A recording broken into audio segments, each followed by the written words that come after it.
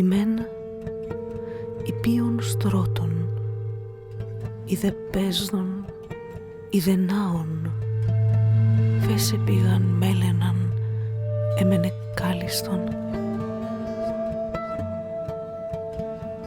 Ημέν υπείων στρώτων, είδε πέσδων, είδε νάων, φέσε πήγαν μέλαιναν, έμενε κάλιστον. Bonjour à toutes, donc bienvenue pour cette dernière séance de l'année 2025 du séminaire Sexe et Genre de l'Institut Émilie du Châtelet. Donc c'est Joël Viels, biologiste au CNRS, Evelyne Père, paléoanthropologue, Muséum d'histoire naturelle et CNRS, Armelle Dubois-Knight, qui est quelque part...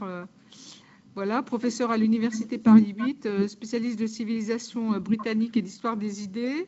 Anne-Françoise Bender, maîtresse de conférence en sciences de gestion ici au CNAM et moi-même, Frédéric Pigère, professeur émérite, ancienne titulaire de la chaire Genre, Mixité, Égalité du CNAM. Nous avons le plaisir d'accueillir aujourd'hui Laure Beaulieu. Donc Laure Beaulieu a commencé ses études supérieures par une classe préparatoire avant d'entrer à Sciences Po Paris. Elle a obtenu en 2014 un master école de journalisme avec une spécialité numérique et elle a ensuite obtenu un master de recherche en sociologie à l'école des hautes études en sciences sociales en 2017. En 2024, elle a soutenu sa thèse en information et communication sous la direction de Laure Bérény, directrice de recherche au CNRS en sciences politiques, et Claire Blandin à l'Université Sorbonne Paris-Nord, spécialisée en infocom. Le titre de sa thèse est celui que nous avons repris pour ce séminaire, ce que #MeToo fait au travail journalistique, ethnographie d'une rédaction de presse écrite nationale. Cette thèse a obtenu le prix de thèse accessible de l'Université Sorbonne Paris-Nord en juin de cette année 2025. Actuellement, Laure Beaulieu est postdoctorante à l'Université de Lorraine sur un projet intitulé MORES, Moral Emotions in Politics, How They Unite, How They Divide, financé par la Commission européenne et donc programme qui va durer jusqu'en décembre 2026. Pour réaliser sa thèse, Laure a bénéficié d'un contrat doctoral puis de postes d'attaché temporaire d'enseignement et de recherche à Sorbonne Nouvelle et à Paris 8. Elle a également été vacataire dans plusieurs universités, à dispenser de nombreux enseignements. Laure Beaulieu a également travaillé pour divers médias, elle les connaît donc bien, de l'intérieur aussi. Elle a effectué plusieurs stages au cours de ses études de journalisme à France Télévisions, en France, sur le site du monde.fr, slate.fr, rue 89, télérama.fr, 18info.com, à l'étranger, le petit journal de Kuala Lumpur en Malaisie, et aujourd'hui l'Inde, en Inde à New Delhi. Elle a également été journaliste mobile et web aux Échos pendant 1 an et demi. De septembre 2016 à juillet 2017, elle a été collaboratrice spécialisée, assistante de production pour l'émission La matinale du samedi sur France Culture, présentée par Caroline Brouet, en charge de la rubrique La Fabrique médiatique. Sur le plan académique, outre de nombreuses activités d'enseignement, Laure Beaulieu a également de nombreuses publications à son actif. Par exemple, dans la revue Politics, des journalistes face au scandale de la Ligue du LE, normes professionnelles et altérisation du sexisme, avec d'autres co-auteurs et autrices dans Recherche en communication, Ordre de genre et ondes radio.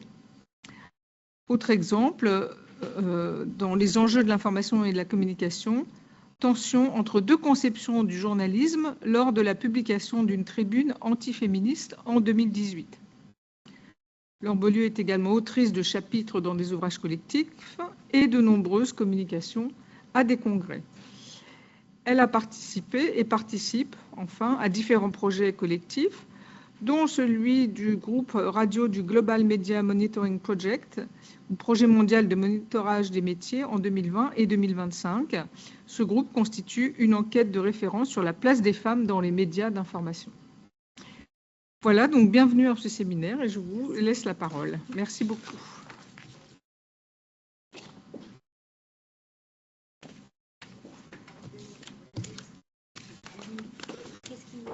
fait ding. Oui, c'est votre notification, c'est ça. Mais elle me coupera après. On ne verra pas. Voilà. C'est bon, ça. Merci beaucoup.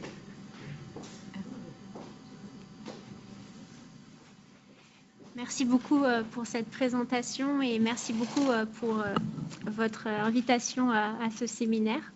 Au sein du CNAM et au sein de l'IEC.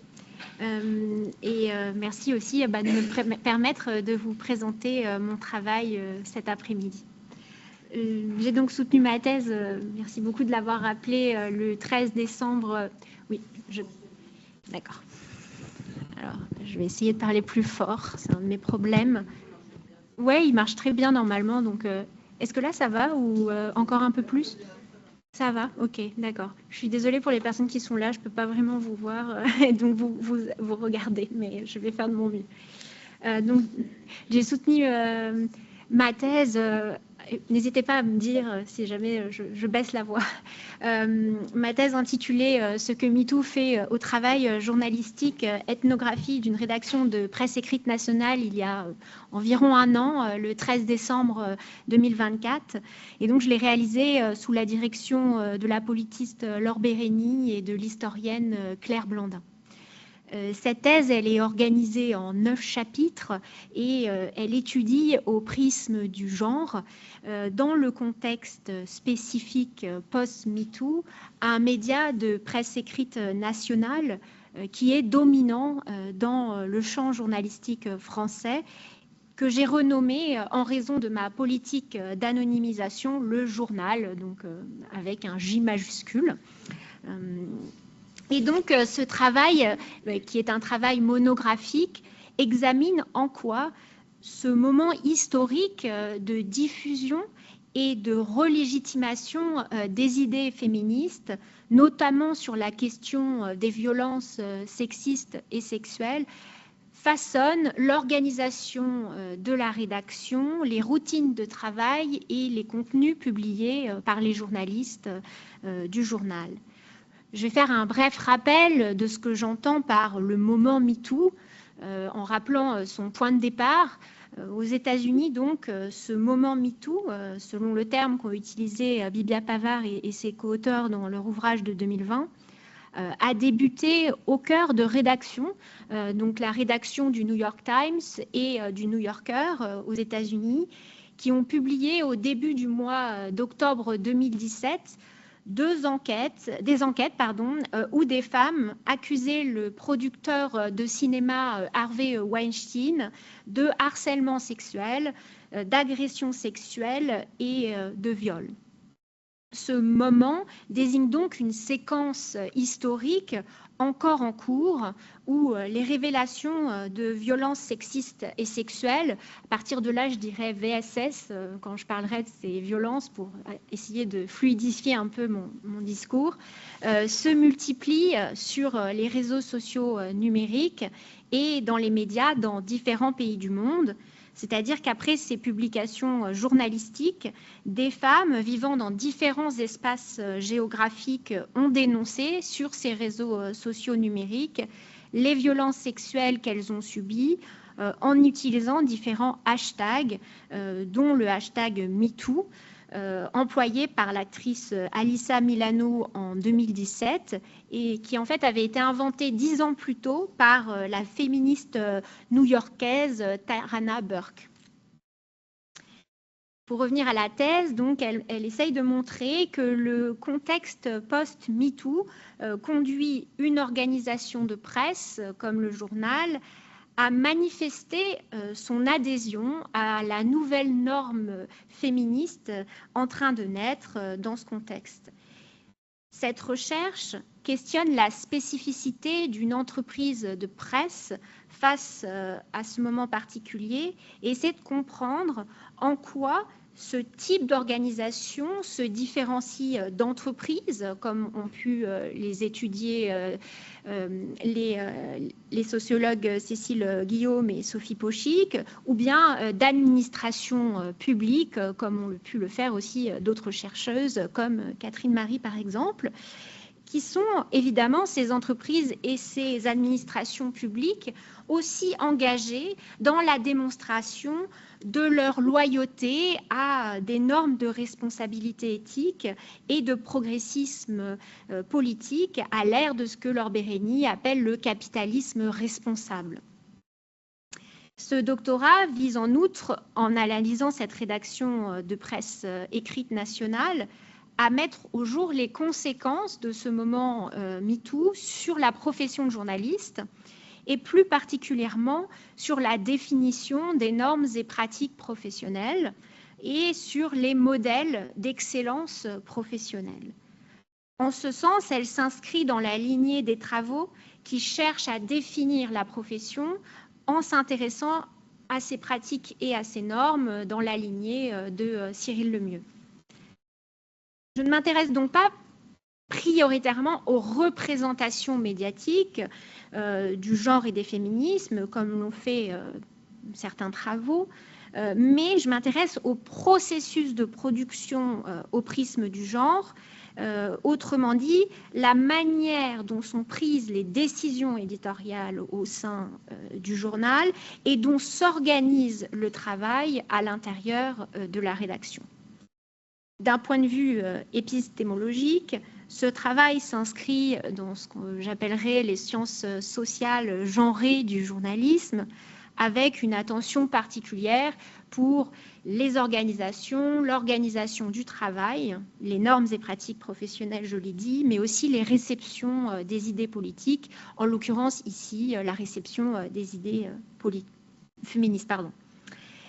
Il mobilise un cadre théorique à la croisée de la sociologie du journalisme, de la sociologie du travail et des organisations, des études de genre et des féminismes, et cherche à faire dialoguer, ce qui est relativement inédit, des travaux en sciences de l'information et de la communication sur le genre et les médias, et plus spécifiquement sur le genre et le journalisme, avec des travaux en sociologie et en sciences politiques sur les médias et les journalistes, ainsi que sur le travail et les organisations, et enfin de faire dialoguer ces deux sous-espaces de la recherche académique avec les études de genre et de féminisme. En cela, il ouvre des perspectives interdisciplinaires qui me semblent être l'un des objets de notre présence ici aujourd'hui, qui permettent d'appréhender mon objet de recherche à partir de lectures variées et qui ont rarement été rassemblées dans les travaux de recherche jusqu'ici. La recherche pose finalement la question suivante. Quelles conséquences a eu le moment MeToo au sein de la rédaction du journal, tant du point de vue de l'organisation du travail, de l'évolution des normes et des pratiques journalistiques sur les questions de genre et de féminisme, que du point de vue des politiques managériales et du fonctionnement de l'organisation. Les hiérarchies internes ont-elles été bousculées et des conflits ont-ils émergé à l'intérieur de la rédaction ? Je vais vous présenter rapidement la manière dont j'ai travaillé. Donc, d'un point de vue méthodologique, je m'appuie sur 35 entretiens semi-directifs qui ont été menés entre janvier 2019 et octobre 2020 avec des journalistes du quotidien et des journalistes qui travaillent pour le site internet du journal. Et puis, par ailleurs, j'ai aussi mené des entretiens avec des dirigeants éditoriaux et des dirigeants managériaux du journal. Les journalistes que j'ai interviewés, pour les présenter relativement brièvement sociologiquement, travaillent donc dans cette rédaction qui est une rédaction généraliste, qui est très prestigieuse et dont les locaux sont situés dans Paris intramuros. Ils ont d'importants capitaux culturels, scolaires, professionnels, mais aussi sociaux. Et cela joue un rôle non négligeable à la fois dans leur entrée et dans leur maintien dans la profession, dans un contexte où il y a une très forte précarisation sur le marché du travail journalistique, et notamment où l'écart entre les postulants et les emplois de journalistes disponibles est de plus en plus important. Ils sont majoritairement issus des classes sociales dominantes. Ils et elles ont des contrats à durée indéterminée, donc des CDI. Ils ont un salaire mensuel moyen qui, en 2018, s'élève à 4 100 € bruts environ. Ils habitent tous et toutes en région parisienne et pour la quasi-totalité d'entre eux dans Paris intramuros. Ils et elles sont quasiment tous et toutes, en particulier dans les jeunes générations, diplômés d'une école reconnue par la profession et sont pour beaucoup passés par un institut d'études politiques, un IEP, et notamment par Sciences Po Paris, qui est le plus réputé de ces instituts d'études politiques. Parmi les écoles de journalisme reconnues, dont plus de la moitié des journalistes que j'ai rencontrés ont étudié dans celles qui sont considérées au sein de la profession comme les plus prestigieuses. Donc il y a le centre de formation des journalistes qui est situé à Paris, qui s'appelle donc le CFJ. Et puis l'école supérieure de journalisme qui est située à Lille, donc on appelle l'ESJ. Et puis pour les plus jeunes, sont diplômés de l'école de journalisme de Sciences Po Paris. Évidemment, les journalistes rencontrés sont plus ou moins dotés en capitaux et leur position varie en fonction de leur nombre d'années d'expérience, de leur position dans la hiérarchie professionnelle, mais aussi en fonction de leur genre. C'est-à-dire que, j'y reviendrai, les femmes et les hommes ont des carrières et des salaires inégaux. Et en fonction aussi du support de production, c'est-à-dire que les journalistes qui travaillent sur le numérique sont certes plus jeunes, mais aussi moins bien payés en fait, que les journalistes qui travaillent hors ligne au sein des rubriques du journal, pour produire donc le journal papier. Les entretiens que j'ai menés ont eu lieu pour une majorité d'entre eux à l'intérieur des locaux de l'entreprise. Alors elles ont eu lieu dans des salles de réunion, beaucoup à la cafétéria ou dans les bureaux de mes enquêtés quand ils en avaient un. Et l'autre moitié de mes entretiens a eu lieu à l'extérieur de la rédaction, principalement dans des cafés ou dans des restaurants. Quelquefois, les journalistes m'invitaient à déjeuner quand ils n'avaient pas le temps de faire des entretiens sur leur temps de travail ou en dehors de leur temps de travail, évidemment. Et cette recherche s'appuie par ailleurs sur une observation non participante pendant un mois en novembre 2019 au sein de la rédaction dans laquelle j'ai pu entrer sous la forme d'un supposé stage grâce à la rédactrice en chef du service numérique. Et j'ai aussi mené des observations sporadiques de quelques événements et j'ai observé de manière pour le coup très régulière les réunions d'un groupe de travail qui a été créé pendant mon terrain de recherche au sein du journal sur les féminicides. Et enfin, elles se fondent évidemment sur un corpus documentaire composé notamment des diaporamas de formation de lutte contre les violences sexistes et sexuelles qui ont été mises en place au sein de la rédaction pendant mon terrain d'enquête et de documents qui ont été réalisés par les ressources humaines et auxquels j'ai eu accès grâce à des entretiens et ensuite à des négociations. Ce travail par observation et par entretien constitue ce qu'on peut appeler donc, en sciences sociales une ethnographie, puisque j'ai passé beaucoup de temps sur le terrain et que j'ai enquêté sur différents pans de l'entreprise de presse afin d'en donner une image la plus complète possible. Mais c'est aussi une ethnographie au sens où le milieu sur lequel je travaille se caractérise par un fort niveau d'interconnaissance et parce que aussi je m'impose une posture d'enquête réflexive. Cette approche méthodologique rend donc possible à la fois de faire tenir ensemble l'analyse d'une organisation d'une part et d'une rédaction composée donc de journalistes d'autre part. Et il s'agit donc de penser le média étudié comme une entreprise de presse et d'ouvrir la boîte noire de l'organisation médiatique pour comprendre les processus de production de l'information sur les questions de genre et de féminisme, l'évolution des normes et des pratiques journalistiques sur ces sujets, et aussi les prises de décision managériales concernant les politiques qui sont menées par l'entreprise sur les inégalités et sur les violences de genre. Et évidemment, cela permet in fine de penser les relations entre les politiques managériales et les politiques éditoriales. Ainsi, cette thèse se donne pour objectif de penser l'organisation médiatique comme un espace de production journalistique et comme une entreprise au prisme des études de genre et des féminismes. Je voulais maintenant préciser un peu plus la question de mon cadre d'anonymisation, qui implique donc, vous l'aurez compris, une pseudonymisation du média sur lequel porte la recherche, ainsi que l'anonymisation de mes enquêtés, ce qui est assez classique pour le coup en sciences sociales.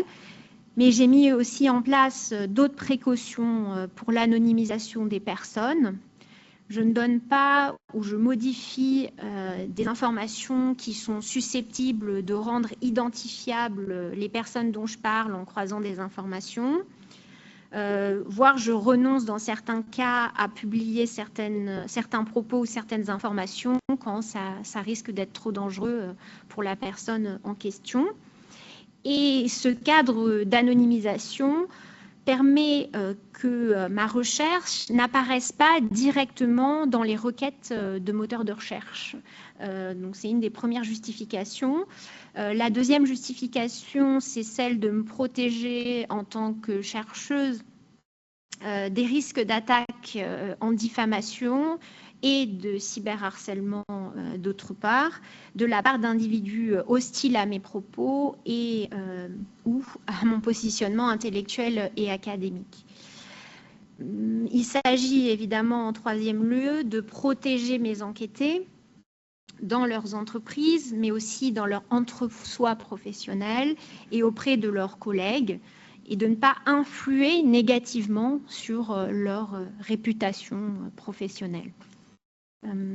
J'aimerais donc maintenant vous présenter successivement les différents apports de cette thèse en vous présentant donc les différentes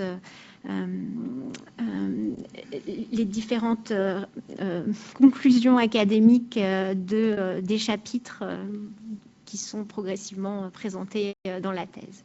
Donc dans le chapitre 1 de la thèse, je montre en quoi le genre travaille les hiérarchies et les segmentations internes au sein de la rédaction, en mettant en lumière la difficulté pour les femmes d'atteindre les plus hauts postes dans la hiérarchie et, en ce qui concerne les journalistes, les plus hauts postes dans les services les plus légitimes du journal. Et je souligne évidemment l'existence de fortes inégalités de genre plus généralement au sein de cette organisation que je nomme, en reprenant le concept de Johanna Kerr, une organisation genrée. Alors, je vais vous donner quelques chiffres pour que vous voyez un petit peu mieux de quel type d'organisation je parle. Au 31 décembre 2018, 458 journalistes sont employés par le journal, donc je ne parle que des journalistes là, et parmi ces 458 journalistes embauchés par le journal, 234 sont des hommes et 224 sont des femmes, donc soit 49% de femmes journalistes, ce qui est quasiment la parité d'un point de vue numérique. Je vais du coup maintenant rentrer un peu plus dans le détail de cette hiérarchie en spécifiant systématiquement la répartition de genre pour voir à quel point cette hiérarchie est genrée. Au sommet de la hiérarchie, vous avez donc le PDG du groupe, puisque le journal appartient à un groupe de presse, qui est donc un homme, le directeur de la rédaction, qui est aussi un homme, et le rédacteur en chef, qui est lui aussi un homme. En dessous de ces trois personnes, l'équipe de la direction adjointe de la rédaction, qui constitue l'équipe du rédacteur en chef, qui est, elle, constituée d'une équipe de 7 personnes, 4 hommes et 3 femmes, mais l'une des 3 femmes, a le statut mais n'en occupe pas les fonctions. Donc dans les faits, on serait plutôt sur du 4 hommes et 2 femmes. Juste en dessous de la direction de la rédaction adjointe, vous avez les directeurs et les directrices, vous avez les chefs de service, donc les chefs et chefs de service, puisque le quotidien papier, que vous pouvez lire et acheter en kiosque, est en effet organisé par rubrique. Donc si l'on s'intéresse aux chefs de service des 8 rubriques centrales du journal papier, les hommes représentent en 2019, donc au moment de mon enquête, 3/4 des chefs de service, ce qui fait pour les 8 chefs de service, 6 hommes et 2 femmes. Et si on va un petit peu plus loin dans les précisions, les services donc international, environnement, politique, culture, idées et sport sont dirigés par des hommes, alors que les femmes sont responsables des services société et économie.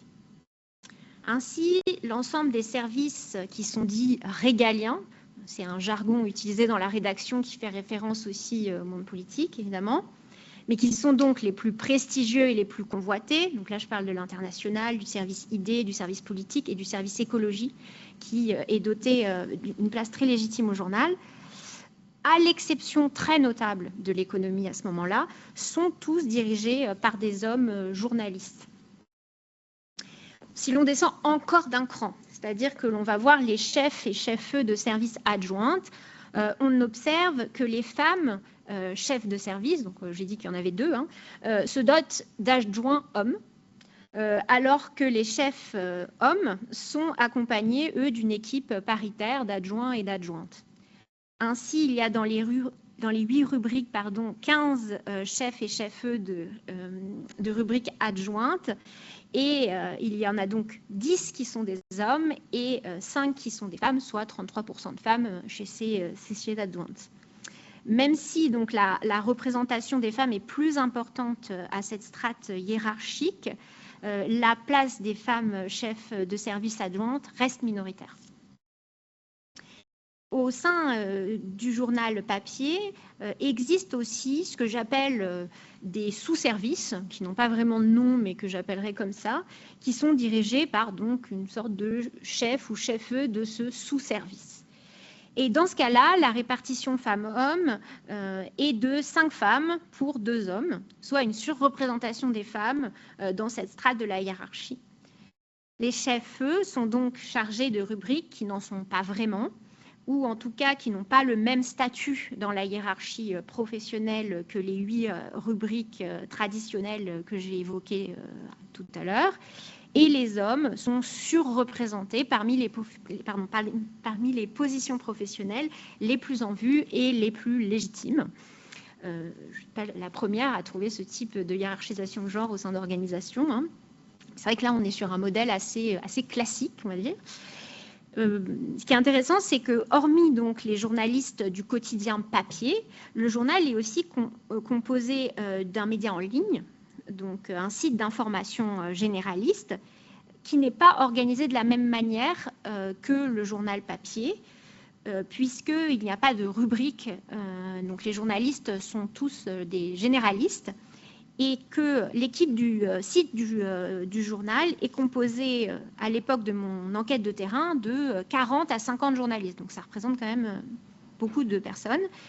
À la tête du site du journal.fr à cette époque-là, il y a donc Alice, qui est une femme journaliste trentenaire, et elle a 5 rédacteurs et rédactrices en chef adjointes. ce qui est donc plus que dans les rubriques, où il n'y en a que 2. Et parmi ces 5 personnes, il y en a 3 qui sont des femmes et 2 qui sont des hommes. Donc, ce qu'on peut conclure de cette analyse chiffrée, on va dire, c'est que la féminisation des postes de chef s'est faite par le bas, c'est-à-dire que les postes de chef de sous-service peu légitimes et les postes de chef au service numérique, qui ne constituent pas forcément des tremplins vers des postes à responsabilité encore plus importante, sont effectivement donnés à des femmes, mais que les postes tout en haut de la pyramide organisationnelle restent, eux, très majoritairement, voire exclusivement réservés à des hommes. Ce chapitre de la thèse apporte aussi des éclairages sur les stratégies qui sont adoptées par les femmes qui réussissent malgré tout à obtenir ces postes très légitimes dont je parlais, et ce que ces stratégies impliquent dans l'articulation entre leur vie professionnelle et leur vie familiale et privée, étant donné ce que Cécile Guillaume et Sophie Pauchic appellent la disponibilité extensive des cadres, qui repose, j'y reviendrai, sur une répartition genrée, une division plus exactement genrée du travail domestique et d'éducation des enfants. Le deuxième chapitre de la thèse s'intéresse au rapport des dirigeants de l'organisation. Donc les dirigeants, c'est ceux qui prennent les décisions stratégiques au sein du journal. Et j'analyse leur rapport au féminisme, que j'entends ici d'une part comme un rapport au monde, et en particulier aux rapports sociaux et aux rapports de domination entre individus, et d'autre part comme critère de prise de décision pour la gestion du média, et ainsi comme un critère transformateur des façons d'agir. Je regarde en fait comment ces dirigeants éditoriaux, pour ce qui est des dirigeants journalistes, et managériaux, pour ceux qui ne le sont pas, intègrent la nouvelle norme féministe post-MeToo dans leur discours. Est-ce que cette appropriation des idées féministes par les dirigeants fait à l'entreprise de presse? Quelles sont les conséquences organisationnelles en fait, de cette appropriation par les dirigeants? Ce que je montre, c'est que le moment MeToo apparaît comme celui de l'imposition dans les discours des dirigeants de ce média d'une thématique féministe, celle des violences sexistes et sexuelles. Cette apparition chez les dirigeants d'une rhétorique de la lutte contre les VSS au sein de l'entreprise se manifeste en entretien, donc les entretiens que je mène, mais aussi dans les discours communicationnels externes de l'entreprise. Je mets au jour comment les dirigeants de l'entreprise cherchent à construire ce que la politiste Codaccioni appelle une façade institutionnelle légitime pour leur entreprise. C'est-à-dire que ces discours sur les VSS s'intègrent dans l'écriture institutionnelle de ce qu'est la bonne entreprise, qui, dans le nouvel esprit du capitalisme, au sens de Boltanski et Capello, devrait prendre en charge des valeurs morales comme la justice et le bien-être social des individus.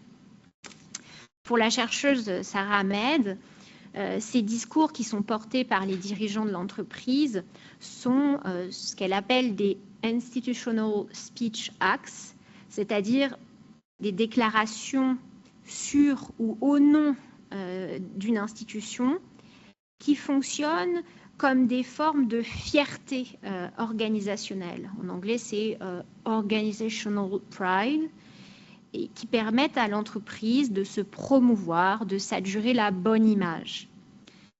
Ces discours sont donc une production symbolique réalisée dans le but de performer une image de l'entreprise et de ses représentants comme faisant le bien et ayant les bonnes pratiques. Par ailleurs, je montre que ces dirigeants je le dis au masculin parce que vous l'aurez compris, ils sont tous des hommes, hein, manifestent leur féminisme en développant des discours en faveur de la parité dans l'entreprise qu'ils définissent de manière comptable. Ce que j'entends par comptable, c'est qu'il faudrait, pour avoir une parité réussie, un nombre d'hommes et de femmes égal à un niveau hiérarchique donné de l'entreprise pour que la parité soit installée. Par ailleurs, cette conception qu'il développe est particulièrement élitiste au sens où elle se focalise uniquement sur les femmes qui sont en haut de la hiérarchie organisationnelle. Donc, si vous avez suivi, on en était donc au chapitre 2 de la thèse. Et dans les chapitres 3 et 5, la thèse s'intéresse à des dispositifs qui sont mis en place dans le contexte donc, du moment MeToo pour traiter à la fois les inégalités de genre et les violences de genre, d'autre part.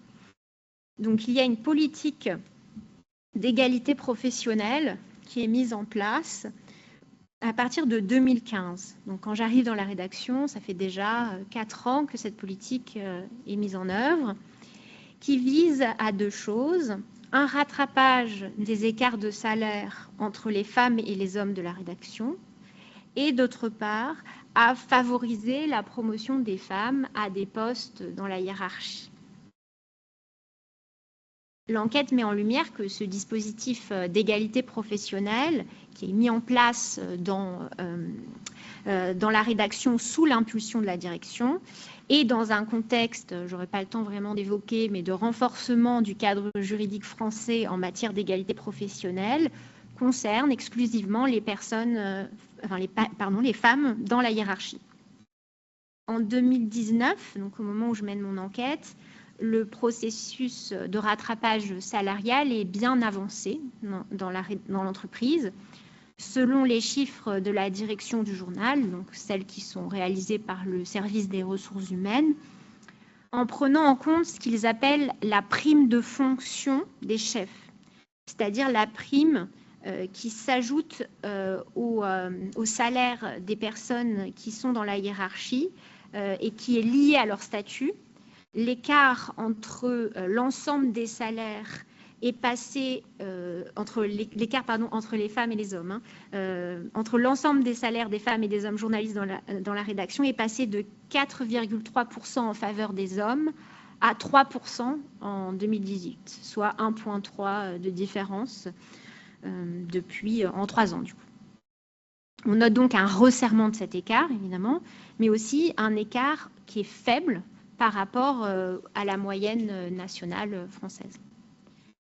Concrètement, comment a été mis en place cette politique éditoriale? Eh bien, il y a au sein de l'organisation une commission des salaires et ils ont mis en place une enveloppe supplémentaire qui est spécifique et qui a été ajoutée pour le rattrapage des inégalités femmes-hommes.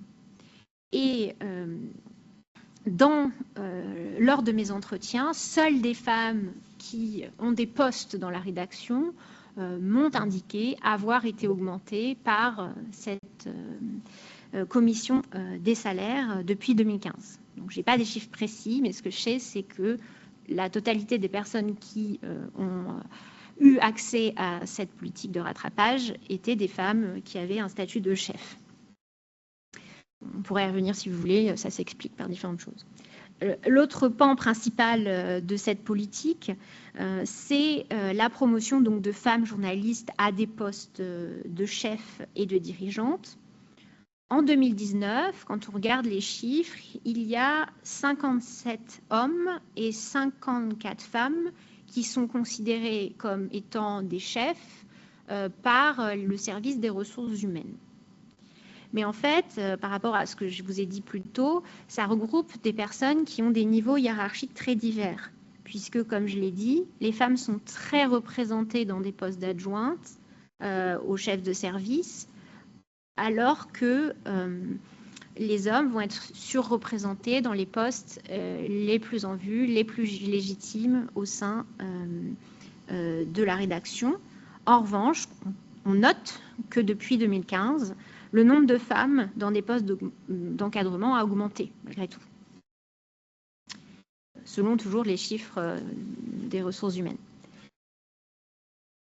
En fait, ce que mon enquête, notamment par entretien, atteste, c'est aussi de la difficulté des femmes à se maintenir dans ces postes à responsabilité. C'est-à-dire qu'il y a l'enjeu de les y nommer, puis qu'elles y restent, en raison de la structure d'organisation du travail. C'est-à-dire que les postes d'encadrement au journal impliquent une charge de travail extrêmement intense, une implication, une disponibilité extrêmement extensive, qui sont incompatibles, pour le dire clairement, avec une vie de famille et une vie privée en général. Et donc, le modèle, à cela, donc, qui est assez caractéristique des cadres supérieurs, vient s'ajouter le modèle de carrière des journalistes au sein du journal, avec un accent mis sur la dévotion, sur le dévouement total à l'entreprise et au journal, qui est renforcé par l'idée de métier passion, qui s'appuie normalement, je l'ai dit, chez les cadres supérieurs hétérosexuels, sur une division du travail au sein du couple. C'est-à-dire qu'habituellement, la conjointe doit prendre en charge le travail domestique, parental, et l'organisation de la vie personnelle, pour assurer à l'autre membre du couple, en l'occurrence l'homme, une disponibilité permanente qui lui permet de mettre toute sa vie au service du travail, comme le montre très bien par exemple Elsa Favier qui a étudié les femmes énarques. Et évidemment, comme c'est le cas pour ces femmes énarques qu'étudie Elsa Favier, les conjoints des femmes journalistes, comme ceux donc, de ces cadres supérieurs, ne sont pas forcément, voire peu enclins à jouer ce rôle. Étonnant. Si certains, dans certains cas, certains arrangements conjugaux ont permis à des femmes de faire carrière grâce au travail de leur mari. Et en général, là, elles me parlent de leur mari exceptionnel en entretien. Certaines de ces femmes de classe supérieure passent très probablement, même si elles l'invisibilisent dans les entretiens puisqu'elles n'en parlent jamais, probablement que ces femmes, très souvent, délèguent de manière extensive le travail domestique et parental à un ou plus probablement une tiers, qui rend possible leur investissement total dans le travail journalistique. En tous les cas, ces femmes s'adaptent à un modèle de carrière qui a été créé pour les hommes et qui est pensé comme soutenable uniquement avec une conjointe prenant en charge ce travail domestique et familial. Et ainsi, ce qu'on peut dire, c'est qu'elles n'obtiennent pas, par cette politique d'égalité professionnelle, une modification structurelle de l'organisation du travail et du rapport au travail des journalistes. Le chapitre 4 utilise les résultats d'une enquête interne qui a été menée par un cabinet de conseil extérieur que je vais appeler ACT-L et qui a donc mis en place une enquête interne qui portait sur les VSS.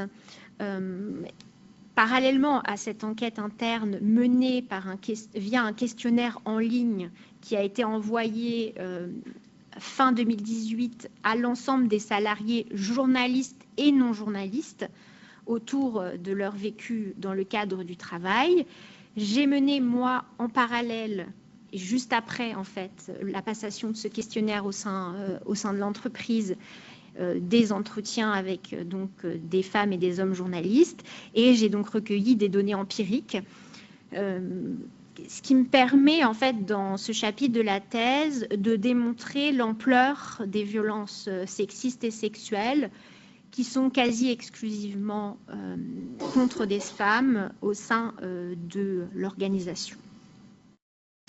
Lorsque je suis sur mon terrain d'enquête, a lieu une réunion de restitution de cette enquête interne qui a été menée par le cabinet de conseil qui est dirigé par une personne que je vais appeler Sandrine.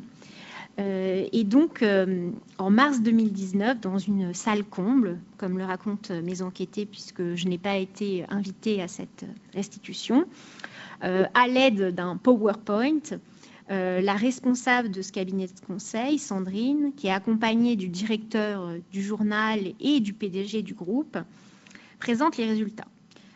Pour le dire très clairement, les résultats sont très mauvais. Selon ce document, donc 665 personnes ont répondu au questionnaire. Parmi les répondants, 62,4% sont des femmes, alors qu'elles ne représentent que 57,5% des effectifs du groupe. Selon ce document de présentation, parmi les répondantes au questionnaire, 29,5% disent avoir été victimes de propos sexistes dans le cadre du travail, contre 2,9% des répondants. 19,4% des répondantes disent avoir été victimes de propos à connotation sexuelle, contre 2,9% des hommes, et 3,28% des femmes disent avoir été victimes d'une ou plusieurs agressions sexuelles, contre 2,1% des hommes. Les chiffres produits par Actel, auxquels j'ai eu accès de manière limitée, et je ne pourrais pas préciser comment j'ai eu accès, corroborent les résultats de mon enquête avec une méthode qualitative de recueil de données, donc via des entretiens biographiques semi-directifs. Seules des femmes m'ont parlé en entretien d'expériences de sexisme et de violences sexuelles, et dans la totalité des cas, des hommes ont été dénoncés comme les auteurs de ces violences. Je n'ai jamais incité une femme à me faire le récit d'une expérience vécue. J'ai en revanche été confrontée en tant que chercheuse à de très nombreux récits de violences sexuelles qui ne sont pas systématiquement nommés comme tels par mes enquêtés. J'ai recueilli des récits de violences sexuelles de la part d'une dizaine de femmes, d'âge, de génération, de positions hiérarchiques différentes dans la rédaction. Ce que je peux dire, c'est que le sexisme est toujours particulièrement ressenti à la fin des années 2010 par différentes enquêtées, notamment lors des réunions de la rédaction, mais aussi au sein des différents services. Plusieurs enquêtés me racontent des cas de harcèlement sexuel en entretien qui n'ont pas toutes été dénoncés. Je recueille aussi des récits de violence où les enquêtés ne qualifient pas les faits, ainsi que des informations sur certains hommes en particulier qui sont réputés comme dangereux dans la rédaction en raison de leur comportement avec les femmes. Et de ce fait, et avec l'information que j'ai eue de mes enquêtés, j'ai renoncé à certains entretiens pour des raisons de protection personnelle. Lors de mes entretiens, j'ai aussi recueilli plusieurs récits d'agressions sexuelles et des cas considérés comme plus graves sur le continuum des violences sexuelles.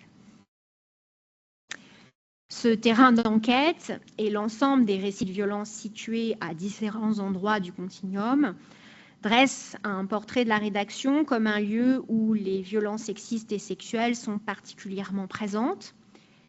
Ces récits vont émerger très facilement en entretien, qu'il s'agisse de faits récents ou anciens, et je ne l'avais pas appréhendé, du moins pas dans cette mesure, avant d'entrer sur mon terrain. Au départ, cela m'apparaissait comme une partie relativement marginale de mon objet de recherche. Mais le travail d'ethnographie, pendant cette période spécifique, a impliqué une orientation de ma focale, de réflexion et d'observation sur les violences de genre subies par les femmes journalistes. Le chapitre suivant analyse la mise en place au printemps 2018 par le cabinet de conseil dont je vous ai parlé, celui qui a mené l'enquête interne, d'une politique de lutte contre les violences sexistes et sexuelles, dans un contexte, encore une fois, de renforcement de la contrainte légale et de multiplication, et ce n'est pas anodin, de violences de genre dans le champ journalistique. Vous avez parlé d'un article sur la Ligue du LOL et que j'ai rédigé dans la revue Politics. Donc, ça fait partie de ces multiples cas de révélation de violence. Et ces révélations font craindre à la direction une dénonciation d'un cas de violence sexuelle à l'extérieur du collectif de travail et des conséquences néfastes pour son image, mais aussi fait craindre des risques juridiques réels. À partir d'octobre 2018, et la révélation en interne de cas de violence sexiste et sexuelle dans une entreprise du groupe de presse auquel appartient le journal, non pas au sein du journal, mais au sein d'un autre média auquel appartient le groupe, qui appartient au groupe, pardon, la responsable du cabinet de conseil fait un travail qu'elle appelle un travail de coaching en gestion de crise pour le PDG du journal, dans le contexte où la direction doit développer une communication interne de crise pour ses salariés, mais aussi les personnes accusées et les victimes supposées. Donc moi, je suis à ce moment-là sur mon terrain de recherche. Je vous laisse imaginer dans quelle situation je me trouvais. À partir de février 2019, ce qui coïncide donc avec cette période de révélation multiple de cas de violence au sein du champ journalistique, des formations vont être mises en place par ce cabinet de conseil. Les formations sont présentées comme des formations sur les comportements sexistes, les agressions sexuelles et le harcèlement sexuel au travail. Elles sont mises en place après de nombreux mois, je ne pourrais pas parler ici, de négociations intenses entre le cabinet de conseil et la direction pour négocier qu'elles existent et ensuite pour définir leur cadrage. Et en mars 2019, quand commencent les formations qui sont réservées aux managers du groupe, j'y reviendrai, eh bien, on a une révélation d'un cas en interne au journal par un média concurrent. Et là, le cabinet de conseil met en place une boîte mail anonyme pour que les employés puissent écrire à cette boîte mail qui est gérée par le cabinet de conseil, en l'occurrence qui est gérée par Sandrine, pour dénoncer des actes de violence. Le chapitre donc analyse en quoi, évidemment, le contexte institutionnel, politique et social post-MeToo a indéniablement participé à la prise en compte de ces violences, mais en quoi aussi principalement des femmes, différentes entrepreneuses de cause, au sens de Baker, notamment une déléguée syndicale féministe, ont joué un rôle de levier dans la mise en œuvre de cette politique de formation au sein de la rédaction. Je montre ensuite comment la norme juridique va être utilisée par les membres du cabinet de conseil qui mettent en place ces formations auprès des journalistes, et bien comment elles utilisent cette norme juridique pour légitimer la formation aux professionnels qui sont formés et surtout pour mettre à distance le stigmate militant et féministe qui est attaché à ces formations. Et enfin, dans le chapitre, l'analyse de la réception de ces formations, c'est-à-dire la manière dont les personnes formées vont s'en emparer, montre que des formes de conscientisation apparaissent chez certains et certaines journalistes, mais que des résistances et des contestations fortes émergent au sein de la rédaction, notamment autour de la figure de la formatrice, donc Sandrine. Ce chapitre démontre aussi en quoi ce dispositif managérial doit être compris comme un atout dans le mécanisme de construction de cette façade institutionnelle légitime dont je vous parlais plus tôt. Donc, les 5 premiers chapitres que je viens de vous présenter s'inscrivent dans la sociologie des organisations, au prisme du genre et des rapports de pouvoir en leur sein. La thèse, dans les chapitres suivants, met au jour les évolutions des normes et des pratiques journalistiques sur les questions de genre et de féminisme et les débats et les tensions qu'elles suscitent au sein de la rédaction à partir de l'étude de 2 moments qui ont cristallisé ces enjeux, celle de la tribune que j'appelle la tribune d'Entour et celle des révélations d'Adèle Haenel contre le réalisateur Christophe Rugia dans un média concurrent, donc en l'occurrence Mediapart. Donc, je vais d'abord revenir sur l'analyse du moment Haenel. Donc, je fais un bref rappel des faits parce que je ne sais pas si tout le monde se souvient bien, ça commence à dater un petit peu. Le 3 novembre 2019, Mediapart publie donc une enquête de la journaliste Marine Turki. Après plusieurs mois de travail qui ont impliqué la reconstitution des faits et la rencontre de très nombreux témoins, cet article se structure autour du témoignage de l'actrice Adèle Haenel, qui accuse donc le réalisateur Christophe Rugia de harcèlement sexuel et d'attouchement alors qu'elle était mineure. Le lendemain, le 4 novembre 2019, Mediapart organise une émission en direct qui est diffusée sur son site internet, où l'actrice prend la parole aux côtés de la journaliste Marine Turki et du directeur de la rédaction de l'époque, Edwy Plenel. L'enquête et l'émission obtiennent un écho médiatique exceptionnel, notamment parce que le statut et la place de l'artiste Adèle Haenel est assez inédit dans ce type de révélation de cas de violence. Et ce statut et cette place de l'actrice dans les mouvements féministes contemporains va être renforcé après son geste lors de la cérémonie des Césars qui a lieu quelques mois plus tard, le 28 février 2020, où elle quitte la salle en disant « la honte », après l'annonce du César au réalisateur Roman Polanski, qui est accusé de pédocriminalité et de violence sexuelle. Il s'agit, en ce qui concerne l'enquête de Marine Turki, de ce qu'on appelle dans le jargon journalistique une enquête d'initiative, c'est-à-dire qu'aucune procédure judiciaire n'est en cours et donc qu'aucune enquête judiciaire n'a eu lieu avant ou pendant l'enquête journalistique. En l'occurrence, le traitement par la presse va entraîner cette enquête judiciaire puisque le parquet de Paris se saisit de l'affaire après les révélations de Mediapart et ouvre une enquête.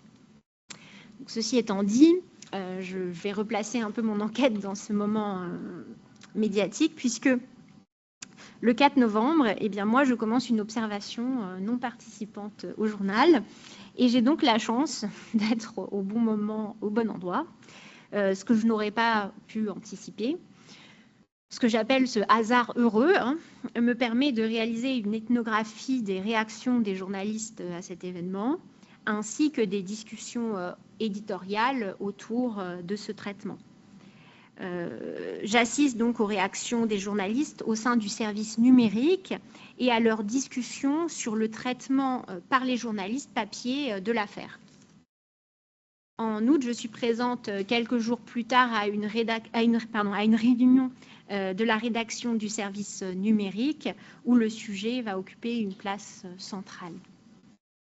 Ce scandale, au sens de Clavrier-Boltanski, est révélateur de tensions et de rapports de domination entre les supports de production au journal, c'est-à-dire entre les rédactions print et les rédactions web, qui sont en fait structurantes au sein de la rédaction. Pour préciser, les journalistes web travaillent donc à la production de contenu journalistique pour le site internet, alors que les journalistes papier produisent, eux, pour l'édition quotidienne sous format papier. Et donc, les journalistes du numérique, dans ce contexte de l'affaire Haenel, non seulement rejettent le cadrage des professionnels travaillant pour le journal papier, mais aussi considèrent que leurs collègues ne prennent pas assez en considération ces sujets concernant les questions de féminisme, qu'ils et elles ne leur donnent pas quantitativement la place qu'ils méritent dans la hiérarchie de l'actualité, qu'elles n'en font pas une priorité.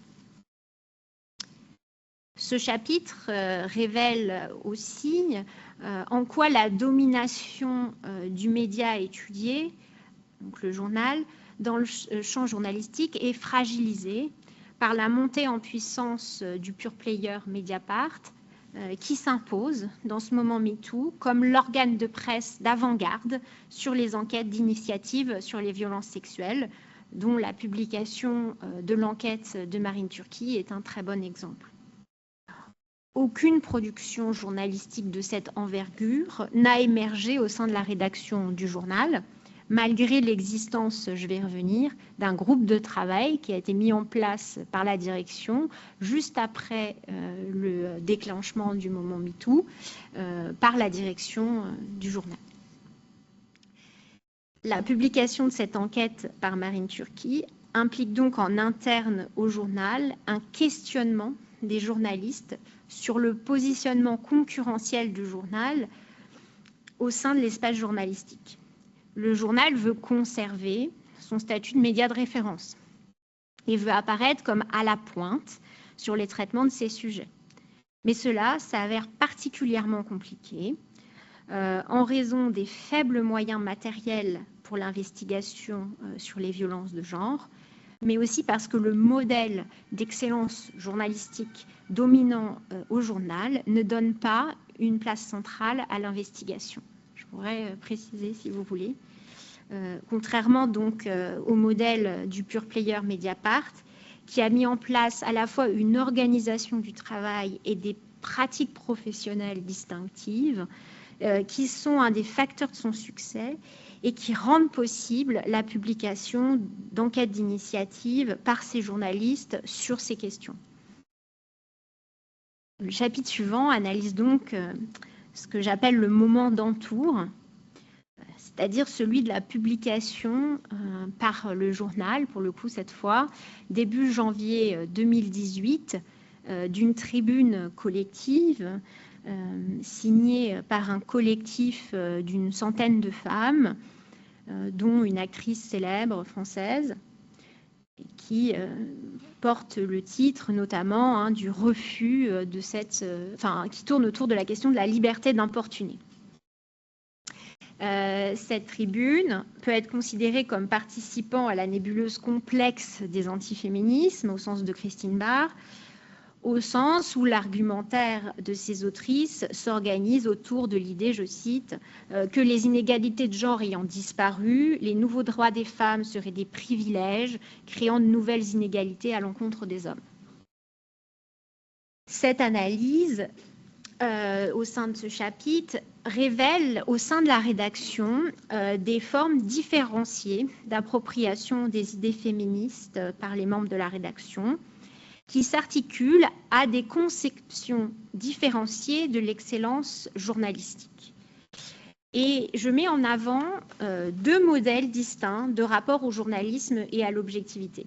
C'est-à-dire que je montre premièrement, je mets en avant d'abord un premier modèle qui est celui que j'appelle le modèle orthodoxe, qui défend le pluralisme, l'objectivité et l'idée, et ce terme revient énormément en entretien, de donner la parole à tout le monde. Cette conception est largement dominante au sein de la rédaction, numériquement et symboliquement. Ça veut dire qu'elle est à la fois défendue par une très large majorité de journalistes, mais aussi par ceux qui sont dotés d'énormément de capitaux symboliques, mais aussi dominante au sein de la profession des journalistes. Les journalistes qui défendent ce modèle orthodoxe se distinguent entre eux par des appropriations, pour le coup, différentes des idées féministes. Et donc, ils vont se différencier puisque puisqu'ils n'ont pas tous le même positionnement sur les idées défendues dans la tribune. Ces appropriations peuvent prendre la forme de discours clairement antiféministes, d'appropriation respectable des idées féministes, ou bien d'appropriation minimale, voire instrumentale de ces idées. Et donc, si dans ce groupe des orthodoxes, certains ou certaines journalistes peuvent être d'accord avec la publication de la tribune, eh bien, ces journalistes seront en même temps hostiles au contenu de la tribune. Certains de ces journalistes et certaines de ces journalistes qui défendent le modèle orthodoxe vont être en accord à la fois avec la publication, mais aussi avec le fond de la tribune, et donc avec les propos de ces autrices. Par opposition à ce modèle orthodoxe, je mets en avant ce que j'appelle le modèle critique, où donc les journalistes critiquent justement l'objectivité dans son sens traditionnel et considèrent la nécessité, donc là je les cite, de choisir à qui l'on donne la parole. Cette seconde conception de l'objectivité est évidemment minoritaire dans la rédaction et elle est portée exclusivement par des journalistes travaillant à la rédaction en ligne, quelques très rares exceptions près, et quasi exclusivement par des femmes âgées de moins de 35 ans. Ces femmes n'occupent pas de position hiérarchique au sein de la rédaction et elles développent des formes d'appropriation des idées féministes proches du pôle militant de l'espace de la cause des femmes, mais aussi proches du pôle universitaire. Et ces journalistes considèrent, elles, qu'il ne fallait pas publier cette tribune, évidemment, car c'est donner de la place et de la légitimité à des idées antiféministes dans l'espace public, mais d'autre part, pour ces femmes, bien faire son métier consiste donc à choisir à qui l'on donne la parole, c'est-à-dire à prendre la décision de donner ou non de la visibilité à certains discours. Ces journalistes remettent donc en cause des normes et des pratiques journalistiques, ainsi que le modèle d'objectivité au sens traditionnel dans la profession, et cela va se manifester au sein de la rédaction par de très fortes tensions au sein de la rédaction. Sur lesquels je n'aurai pas le temps de revenir, mais on pourra en parler aussi si ça vous intéresse. Dans le chapitre 8, cette recherche doctorale révèle que les sujets en lien avec le genre, les féminismes et les violences sexuelles ont fait l'objet d'une légitimation fragile au sein de la rédaction, sans pour autant connaître une trajectoire d'institutionnalisation. C'est-à-dire, s'il y avait institutionnalisation, ça se manifesterait par la création d'un poste pérenne sur ces sujets. Or, la rédaction en chef, le directeur du journal, refuse la création d'un poste, comme l'a fait par exemple Mediapart en 2020 en créant le poste de Gender Editor. Et ces journalistes vont pourtant aller demander à leur rédacteur en chef de créer ce poste, et elle voudrait d'ailleurs l'occuper elle-même, mais ils refusent systématiquement. L'analyse que je fais des groupes de travail qui ont été mis en place dans le contexte post-MeToo par la direction met en lumière donc que ce sont ces groupes de travail qui sont des groupes temporaires, que la rédaction appelle des task force, qui n'ont pas de moyens matériels et qui ne conduisent pas à une modification structurelle de l'organisation du travail qui permettent, dans cette période courte, de traiter ces sujets. Mais après la disparition de ces groupes de travail qui durent environ 1 an ou maximum 2 ans, eh bien, on observe un retour à la situation initiale où c'est la seule rubricarde famille du service société qui est officiellement chargée de ces questions, mais qui en charge d'énormément d'autres questions, donc il peut difficilement tout traiter. Et donc que ces questions de genre et de féminisme restent à la marge d'une rubrique, ou alors qu'elle est traitée dans des cas exceptionnels, dans des projets temporaires, qui tiennent sur le bon vouloir des journalistes, qui participent à ces groupes en plus de leur travail ordinaire, et donc avec très très peu de moyens, humains et matériels. Et je montre pourtant que ce positionnement éditorial en tant que rédaction sur les questions de genre et de féminisme est devenu un enjeu central dans le champ journalistique à la fin des années 2010, un enjeu de concurrence, et donc je contribue ainsi à l'analyse des rapports de force en son sein. Le chapitre 9, donc c'est le dernier, interroge l'évolution des pratiques et des normes professionnelles sur les sujets en lien avec les violences sexuelles et plus spécifiquement, au-delà des violences sexuelles, sur la question des féminicides. Et je m'intéresse dans ce chapitre à la qualification et au cadrage de ces questions par les journalistes. L'analyse montre qu'il y a eu effectivement une hausse du nombre de contenus publiés et qu'il y a eu une modification des genres journalistiques utilisés, mais que cela n'empêche pas le maintien de représentations altérisantes des auteurs et des victimes de violences sexuelles et de féminicides dans les productions journalistiques.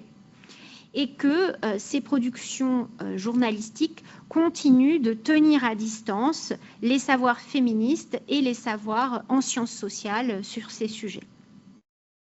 Ce chapitre, donc, qui est le dernier de la thèse, évoque aussi les conséquences individuelles et en particulier psychiques de la pratique des enquêtes sur les violences sexuelles par les journalistes qui sont confrontés en les menant à un travail émotionnel d'un nouveau genre.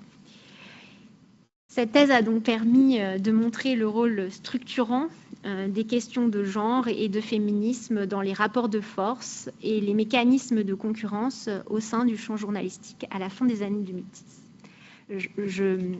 Je peux continuer, si vous voulez, sur la question de qu'est-ce que j'aimerais faire pour poursuivre en fait, ce travail et en quoi il me semblerait intéressant de poursuivre avec différentes pistes. Mais si vous voulez, on peut directement commencer avec des questions. Voilà.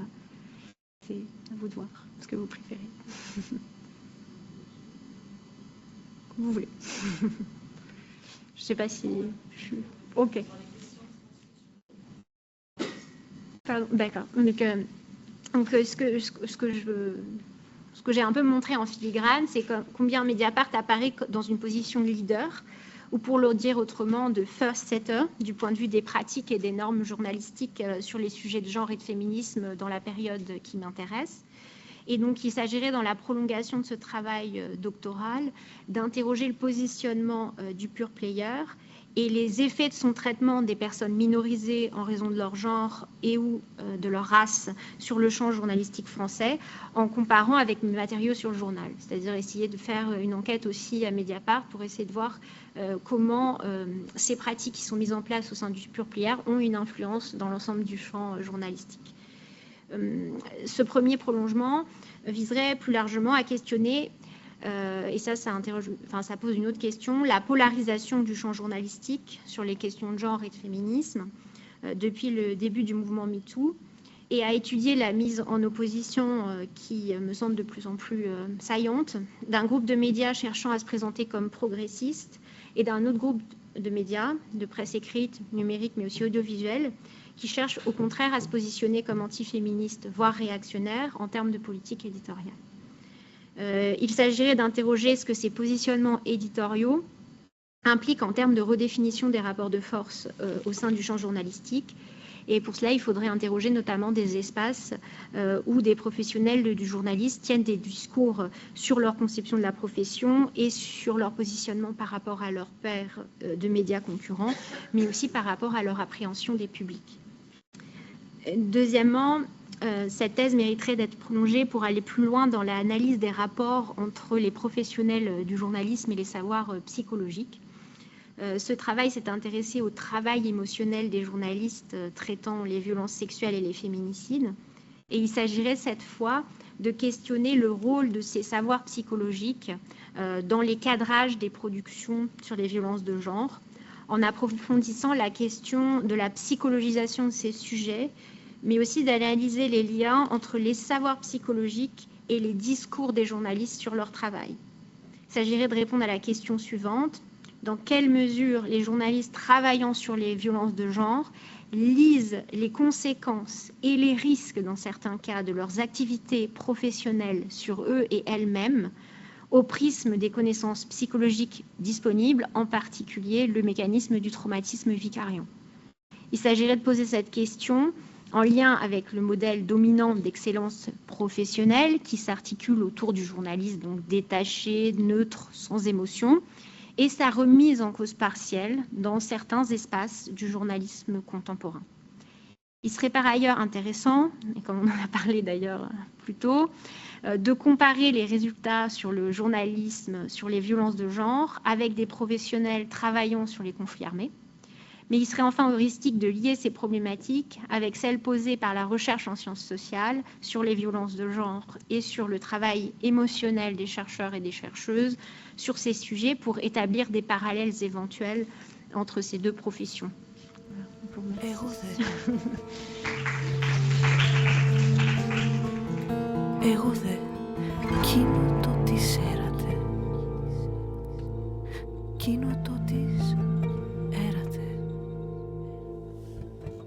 Εκείνο το της